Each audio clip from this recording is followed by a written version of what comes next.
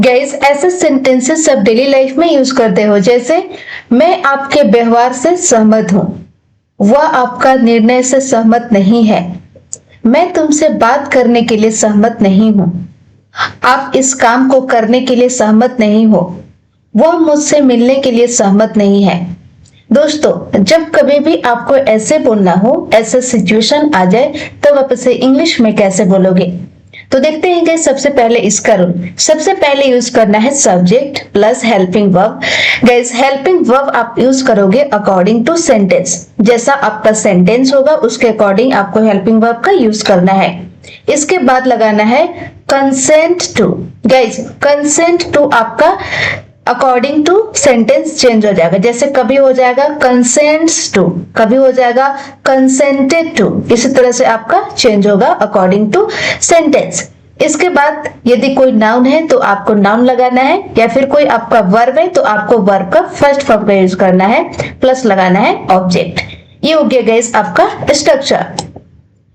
समझते हैं एग्जाम्पल से। मैं आपके व्यवहार से सहमत हूं। तो गाइस, अकॉर्डिंग टू रूल आपको सबसे पहले क्या लगाना है? सबसे पहले गाइस आपको यूज करना है सब्जेक्ट। सब्जेक्ट आपका क्या है? मैं। सब्जेक्ट आपका है गाइस आई। ओके, इसके बाद यूज करना है हेल्पिंग वर्ब। तो मैं आपके व्यवहार से सहमत हूं। ये सेंटेंस आपका कैसा है? ये सेंटेंस है आपका प्रेजेंट इंडेफिनिट का। ओके, तो प्रेजेंट इंडेफिनिट में आपका पॉजिटिव में कोई आपका हेल्पिंग वर्ब नहीं होता है, तो आपको यूज नहीं करना है। तो इसके बाद लगाना है कंसेंट टू। तो प्रेजेंट इंडेफिनिट में सब्जेक्ट यदि आई होता है तो उसके साथ क्या यूज होता है? उसके साथ यूज होता है आपका वर्ब की फर्स्ट फॉर्म। और यदि सब्जेक्ट आपका सिंगुलर होता है तब यूज होता है वर्ब की फिफ्थ फॉर्म। तो आई है तो आपका क्या हो जाएगा? आपका हो जाएगा कंसेंट टू। क्लियर? आप यूज करोगे कंसेंट टू। इसके बाद गाइस आपको लगाना है नाउन या वर्ब की फर्स्ट फॉर्म। तो मैं आपके व्यवहार से सहमत हूं। आपके व्यवहार, क्या कोई यहाँ पे एक्शन है? नहीं, आपके व्यवहार। तो क्या हो जाएगा आपका? आपका हो जाएगा योर बिहेवियर। Your behaviour. तो आपका कंप्लीट सेंटेंस क्या हो गया दोस्तों? आपका कंप्लीट सेंटेंस हो गया guys, I consent to your behaviour. It means मैं आपके व्यवहार से सहमत हूं। क्लियर? नेक्स्ट एग्जाम्पल है, वह आपका निर्णय से सहमत नहीं है। तो सबसे पहले दोस्तों आपको क्या लगाना है? सबसे पहले आपको यूज करना है सब्जेक्ट। सब्जेक्ट क्या है? सब्जेक्ट है वह। तो यहाँ पे हम दोस्तों मानकर चलेंगे थर्ड पर्सन में, तो सब्जेक्ट आपका हो जाएगा ही। इसके बाद लगाना है हेल्पिंग वर्ब। तो वह आपका निर्णय से सहमत नहीं है। ये सेंटेंस है प्रेजेंट इंडेफिनिट का। तो नेगेटिव में यदि आपका सब्जेक्ट सिंगुलर होता है तो यहाँ पे यूज होता है डजंट का।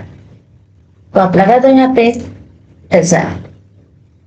इसके बाद यूज करना है वर्ब की फर्स्ट फॉर्म। तो क्या हो जाएगा?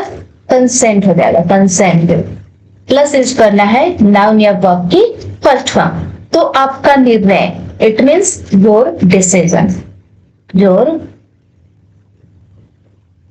Your decision. तो आपका कंप्लीट सेंटेंस क्या हो गया दोस्तों? He doesn't consent to your decision. It means वह आपका निर्णय से सहमत नहीं है। क्लियर? नेक्स्ट एग्जाम्पल है, मैं तुमसे बात करने के लिए सहमत नहीं हूं। तो सबसे पहले दोस्तों आपको क्या लगाना है? सबसे पहले लगाना है सब्जेक्ट। सब्जेक्ट आपका क्या है? सब्जेक्ट है आई। इसके बाद लगाना है आपको हेल्पिंग वर्ब। तो मैं तुमसे बात करने के लिए सहमत नहीं हूं। ओके, नेगेटिव है तो आई के साथ क्या यूज होता है? प्रेजेंट इंडेफिनिट में आपका यूज होता है डोंट। ओके, तो आप लगा दो यहाँ पे डोंट। नेगेटिव है तो डोंट। इसके बाद यूज करना होता है वर्ब की फर्स्ट फॉर्म। तो कंसेंट टू का आप क्या यूज करोगे? कंसेंट टू ही यूज करोगे। आप लगा दो कंसेंट टू। ओके, इसके बाद यूज करना है आपको नाउन या वर्ब की फर्स्ट फॉर्म। ओके, तो मैं तुमसे बात करने के लिए, अब तुमसे बात करना क्या है? आपका एक्शन वर्ड है। तो तुमसे बात करना, यहाँ पे यूज करना वर्ब की फर्स्ट फॉर्म। तो क्या हो जाएगा दोस्तों? आपका हो जाएगा talk to you. Talk to you. तो आपका कंप्लीट सेंटेंस हो गया दोस्तों, I don't consent to talk to you. It means मैं तुमसे बात करने के लिए सहमत नहीं हूं। क्लियर? नेक्स्ट एग्जांपल है, आप इस काम को करने के लिए सहमत नहीं हो। तो सबसे पहले क्या यूज करना है, सबसे पहले यूज करना है सब्जेक्ट। सब्जेक्ट है आप, इट मीन्स यू। सामने वाला व्यक्ति को आप ऐसा बोल रहे हो कि आप इस काम को करने के लिए सहमत नहीं हो, तो सब्जेक्ट आपका हो जाएगा यू। नेगेटिव है तो आप लगा दो डोंट। ओके, इसके बाद कंसेंट टू। प्लस यूज करना है दोस्तों आपको वर्ब की फर्स्ट फॉर्म या फिर नाउन। तो आप इस काम को करना, इस काम को करना आपका एक्शन वर्ड है। It means do this work, do this work. तो आपका कंप्लीट सेंटेंस क्या हो गया गाइस, आपका कंप्लीट सेंटेंस हो गया you don't consent to do this work. It means आप इस काम को करने के लिए सहमत नहीं हो। क्लियर। नेक्स्ट एग्जांपल है, वह मुझसे मिलने के लिए सहमत नहीं है। गाइस इसका आंसर आपको कमेंट सेक्शन में बनाना है। गाइस ऐसे सेंटेंसेस भी आप डेली लाइफ में यूज करते हो, जैसे यहाँ आने का सवाल ही पैदा नहीं होता। आप जैसे मान लो किसी व्यक्ति को ऐसा बोल रहे हो कि भाई ना उसे यहाँ आने का सवाल ही पैदा नहीं होता। ओके, मुझसे बात करने का सवाल ही पैदा नहीं होता, उसे बुलाने का सवाल ही पैदा नहीं होता, वहां जाने का सवाल ही पैदा नहीं होता, मुझसे मिलने का सवाल ही पैदा नहीं होता। तो जब कभी भी आपका ऐसा सिचुएशन आ जाए तो आप इसे इंग्लिश में कैसे बोलोगे, तो देखते हैं गाइस। सबसे पहले इसका रूल, सबसे पहले गाइस आपको यूज करना है no question raises to. Okay, इसके बाद लगाना है वर्ब की first form and then object. समझते हैं एग्जांपल से।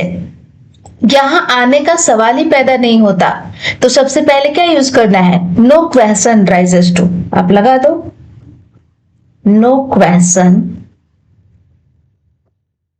No question raises to. इसके बाद गाइस आपको लगाना है वर्ब की फर्स्ट फॉर्म। वर्ब क्या है आप देख लो यहाँ पे, यहाँ आना। इट मीन्स क्या हो जाएगा गाइस, आपका हो जाएगा कम हियर। तो आपका कंप्लीट सेंटेंस क्या होगा दोस्तों, no question raises to come here. It means यहाँ आने का सवाल ही पैदा नहीं होता। Clear.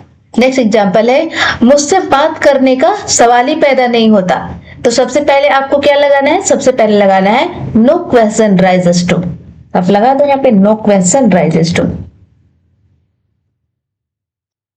No question raises to. इसके बाद लगाना है गाइस वर्ब की फर्स्ट फॉर्म। वर्ब क्या है, मुझसे बात करना है। इट मीन्स क्या हो जाएगा इसका इंग्लिश, टॉक टू मी। तो आपका कंप्लीट सेंटेंस हो गया दोस्तों, no question raises to talk to me. It means मुझसे बात करने का सवाल ही पैदा नहीं होता। क्लियर। नेक्स्ट एग्जांपल है, उसे बुलाने का सवाल ही पैदा नहीं होता। सबसे पहले आपको लगाना है no question raises to, raises to. इसके बाद यूज करना है वर्ब की फर्स्ट फॉर्म। वर्ब है उससे बुलाना। It means call him. तो आपका कंप्लीट सेंटेंस हो गया दोस्तों, no question raises to call him. It means उसे बुलाने का सवाल ही पैदा नहीं होता। नेक्स्ट एग्जांपल है, वहां जाने का सवाल ही पैदा नहीं होता। तो सबसे पहले आपको क्या लगाना है, सबसे पहले लगाना है no question raises to, no question raises to. Plus लगाना है वर्ब की फर्स्ट फॉर्म। वर्ब क्या है, वहां जाना है। It means go there. तो आपका कंप्लीट सेंटेंस क्या हो गया दोस्तों, आपका कंप्लीट सेंटेंस हो गया no question raises to go there. It means वहां जाने का सवाल ही पैदा नहीं होता। क्लियर। नेक्स्ट एग्जांपल है, मुझसे मिलने का सवाल ही पैदा नहीं होता। गाइस इसका आंसर आपको कमेंट सेक्शन में बनाना है। गाइस ऐसे सेंटेंसेस भी आप डेली लाइफ में यूज करते हो, जैसे वह यहाँ आता तो है, मैं उसे पढ़ाती तो हूँ, वह पढ़ता तो है, आप उससे बात करते तो हो, मैं आपसे मिलता तो हूँ। गाइस तो वह यहाँ आता तो है, सेंटेंस पे जोर पड़ रहा है कि वह यहाँ आता तो है, वह इस काम को करता तो है। तो जब कभी भी आपको ऐसा बोलना हो तो आप इसे इंग्लिश में कैसे बोलोगे, देखते हैं। सबसे पहले इसका स्ट्रक्चर, सबसे पहले यूज करना है सब्जेक्ट प्लस डू या फिर डज। यदि सब्जेक्ट आपका I, you, we, they and plural हो तो आप लगाओगे डू।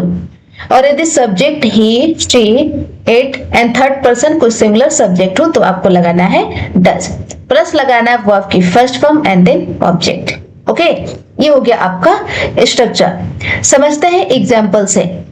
वह यहाँ आता तो है, तो सबसे पहले क्या लगाना है? सबसे पहले लगाना है आपको सब्जेक्ट। सब्जेक्ट क्या है गाइस? सब्जेक्ट है कोई थर्ड पर्सन मेल, तो आप क्या लगाओगे? आप लगाओगे ही, और ही के साथ क्या लगाना है? आपको लगाना है डज।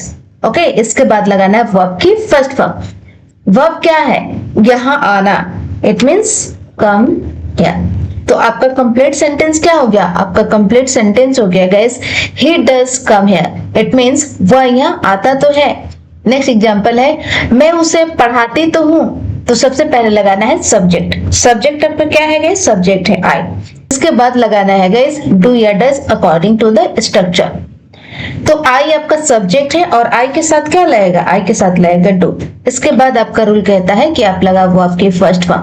वर्ब क्या है? उसे पढ़ाना, इट मीन्स टीच हर। यहाँ पे हम ऑब्जेक्ट मानकर चल रहे हैं, कोई थर्ड पर्सन फीमेल। ओके, तो आपका कंप्लीट सेंटेंस क्या हो गया? आपका कंप्लीट सेंटेंस बना I do teach her, it means मैं उसे पढ़ाती तो हूँ। क्लियर? नेक्स्ट एग्जांपल है, वह पढ़ता तो है, तो सबसे पहले दोस्तों आपको क्या लगाना है? सबसे पहले लगाना है सब्जेक्ट। सब्जेक्ट है आपका ही।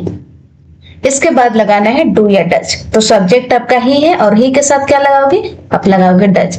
इसके बाद लगाना है वर्ब की फर्स्ट फॉर्म। वर्ब क्या है? पढ़ना, इट मीन्स स्टडी।